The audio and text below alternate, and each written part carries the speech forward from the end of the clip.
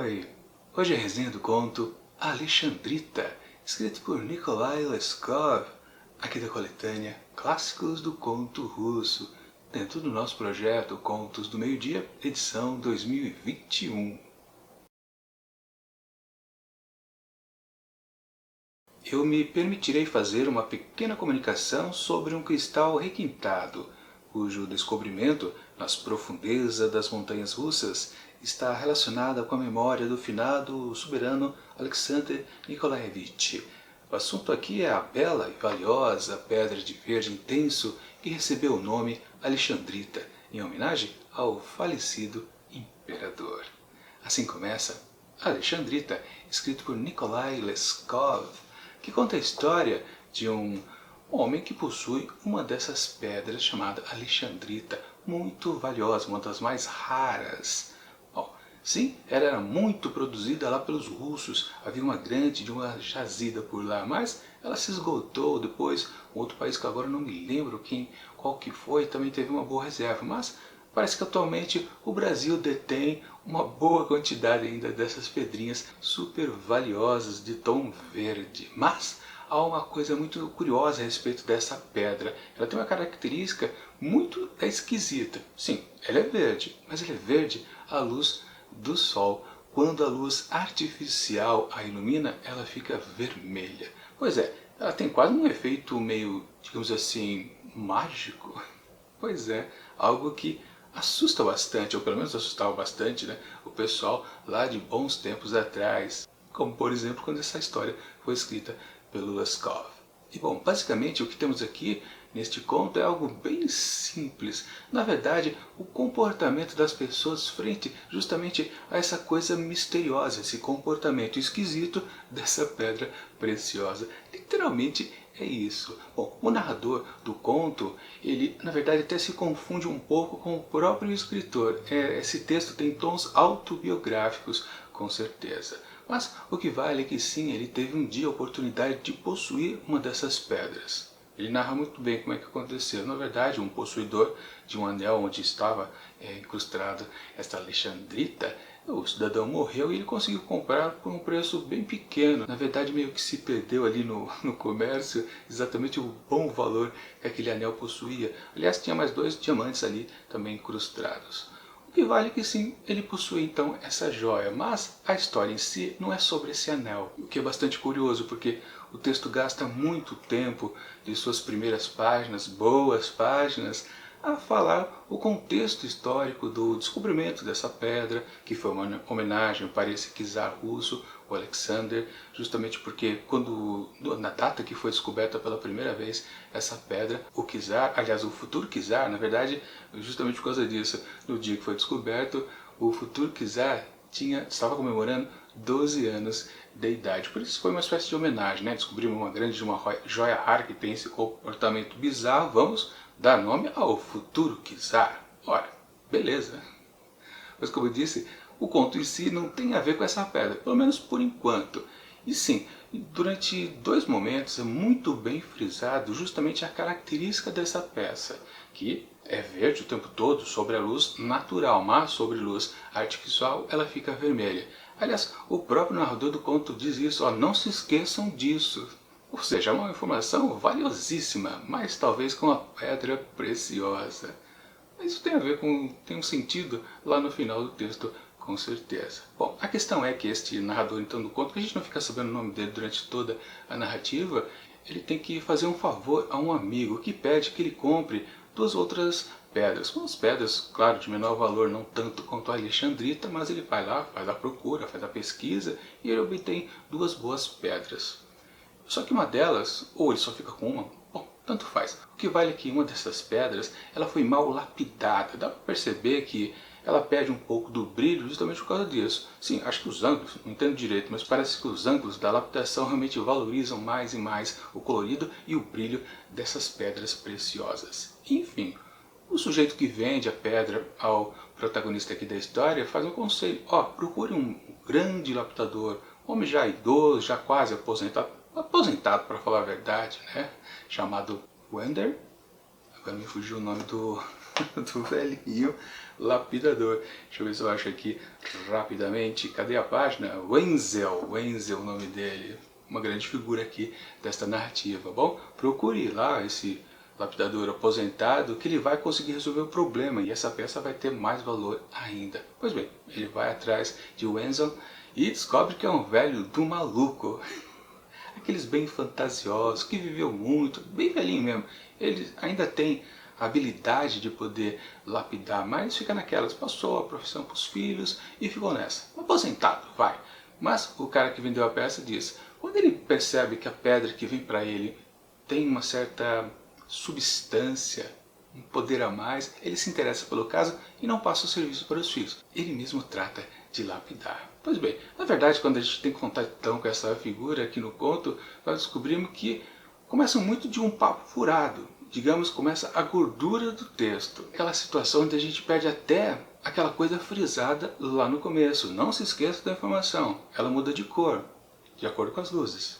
E de fato a gente esquece disso, porque não se passa mais da importância alexandrita e vai-se para outras peças de menor valor. E tem lá a figura desse bom velhinho, doidinho da Silva, que fica meio que enrolando justamente o protagonista aqui da história, prometendo, não, eu vou fazer a adaptação correta, mas vai passando tempo para lá e para cá e nada é resolvido. Bom, a história é isso. Claro, num certo momento ele faz a entrega do trabalho, está completamente bem lapidada aquela peça comum. E aí a história acaba. Ué, e aí? Qual o motivo de a gente ter lido tudo isso? Bom, é exatamente as últimas linhas aqui do texto, onde... Aí eu vou ter que dar um spoiler para vocês. Eu estou, claro, contando esse conto praticamente inteiro, porque literalmente é um texto que me decepcionou um pouco. Aqui no projeto Contos do Meu Dia eu procuro sempre não dizer todo o conteúdo dos textos, justamente para vocês irem atrás desses contos e apreciarem também a leitura e também, claro, principalmente as experiências, as descobertas, quando a gente vai avançando no texto. Mas aqui, sinceramente, não tem lá muita coisa a apreciar. E comparando com o texto anterior do Leskov, sim, ele perde bastante. O outro que também tinha muita gordura, para falar a verdade, tinha uma certa, digamos, um certo dinamismo, que aqui não há, justamente porque quando a gente entra nessa parte do velhinho, tudo fica mais maçante do que estava antes. Porque preciso também frisar, antes só existia uma coisa mais quase didática, dizendo do que se trata a pedra, as suas origens e patati patatá. História mesmo em si, do sujeito aqui, protagonista que conseguiu essa pedra, é pouca. É isso que eu disse, para falar a verdade, não tem um desdobramento. Ah, eu tenho que, desejo ter essa pedra, preciso procurar e de repente cai, assim quase de mão beijada, uma para mim. Na verdade, é só uma frase que diz toda essa história, o preâmbulo dela. Depois temos a situação que o amigo pede para comprar uma peça, precisa consertar então a lapidação, acabou. É isso, a história. É uma bela de uma enrolação. Claro que, como é exposto pelo curador aqui dos contos, ele coloca que esse texto aqui é um bom exemplo das personalidades desses personagens. Obviamente ele está falando do velhinho, mas ele é apenas um sujeito maluquinho, porque justamente por causa da idade e na crença que ele tem em certos poderes que essas pedras, as mais valiosas, meio que incorporam alguém. Pois justamente a maioria das coisas, os causos que ele fica contando para o protagonista, são isso, seres que estão incorporados às joias. E aí é preciso frisar um detalhe, que esse texto aqui também tem um subtítulo, como teve o outro conto aqui do Leskov, Alexandrita, entre parênteses, um fato natural à luz do misticismo. Tem até um certo jogo de palavras aqui, porque a luz do misticismo também remete que essa pedra ela se comporta diferente de acordo com a luz incidida. Mas, na verdade, o que a gente vai perceber ao longo do texto é que tudo isso meio que vai sendo esquecido. A gente esquece a origem da pedra, a gente não se interessa mais muito pela história, porque entra o personagem. É curioso, engraçadinho, você pode até se divertir um pouco com ele, mas é pura encheção de linguiça esse tempo todo do que a gente estava lendo. E sim, é outro texto que só tem uma certa justificativa quando ele chega no seu encerramento e tem um certo truque ao final. Não dá nem para dizer que é uma reviravolta. Na verdade é algo que estava sendo frisado em dois momentos lá no começo, não se esqueçam que a pedra muda de cor de acordo com a luz, se é artificial ou se é a natural. Bom, finalmente, eu vou dar o spoiler mesmo que talvez vocês não precisam ler esse texto. Ao final dessa narrativa, justamente quando o velhinho lapidador entrega lá aquela pedra que ele tinha que consertar, ele entrega para o protagonista da história, ele percebe, quando ele vai passar a pedra para a mão do outro, que o anel onde está a Alexandrita, porque ele combinou de entregar justamente à noite, e, pois é, luz artificial, ou seja, a pedra deixou de ser verde para ser vermelha, e ele cai de joelhos, pensando que ali está acontecendo a confirmação de suas crenças, ou seja, que existem entidades que estão contidas dentro das pedras preciosas. E acabou. Só que a gente sabe, no fundo, que ali é apenas questão de uma crença que não tem fundamento, né? Ele disse que foi um feiticeiro que encontrou pela primeira vez essa joia, mas na verdade foi um cientista, um minerador, e por aí vai.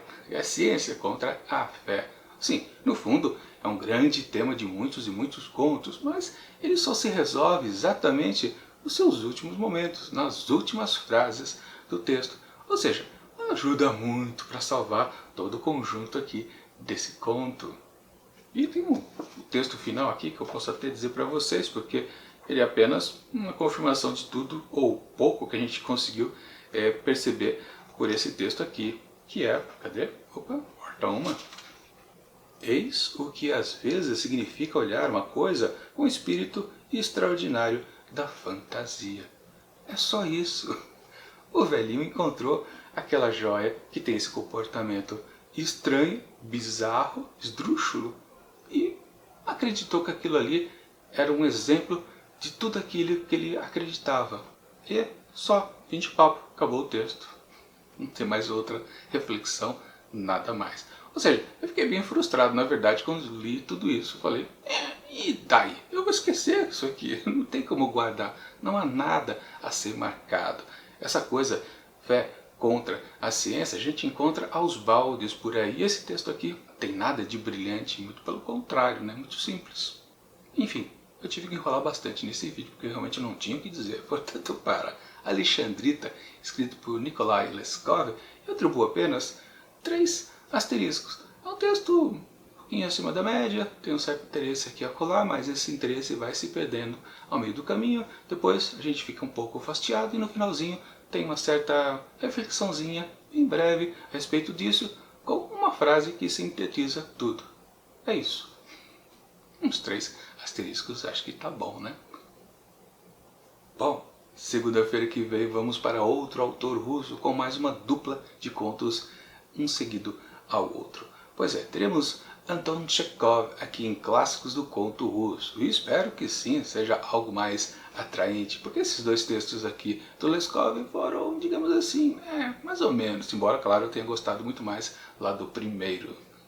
Enfim, é o que temos aqui por enquanto desta literatura russa, que de vez em quando, claro, mesmo tendo grandes e grandes autores com textos valiosíssimos, de vez em quando a gente pega uma pedra não muito preciosa, literalmente. Enfim, enquanto o próximo vídeo não chega, eu deixo aqui do lado dicas de outras resenhas aqui já desse começo de 2021, dentro do projeto Contos do Meio-Dia. E tchau!